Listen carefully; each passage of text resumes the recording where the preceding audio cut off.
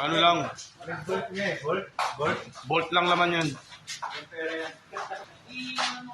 Ito, nagpo-pull out na kami. Ginakarga na yung mga module.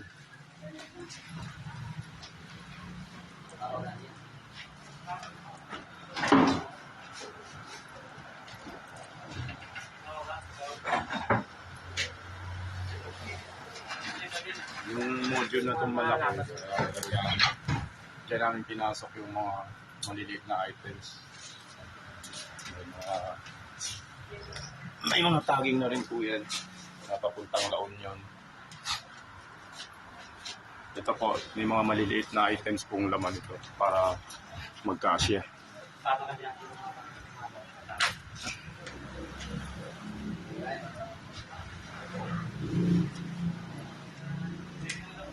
Ganito, inaantay lang namin yung pinabili namin bubble wrap.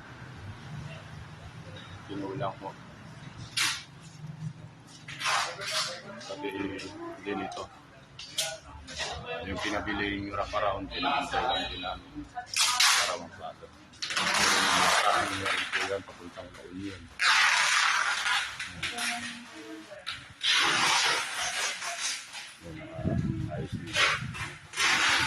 Tapos sa part na ito, dito yung mga ipapa-tracking natin. Pinipul po namin sa area na. And then, itong glass tower na ito, as per Sir Ronald, sabihin daw ito ng Tugigaraw. Ibabalot din namin.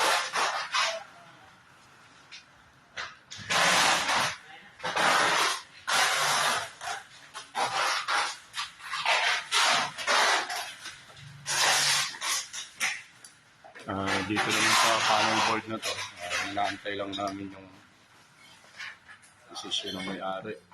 Binigay na namin yung resibo niyan, nasa 36, halos 36,000 yung gastos din.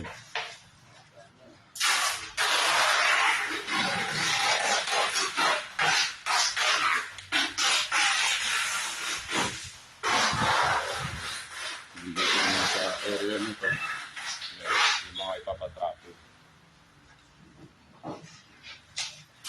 Ito yung area na to, may mga ipapatrapid din dito. Tapos itong dalawang heat press na to, ito yung sa truck natin kakarga.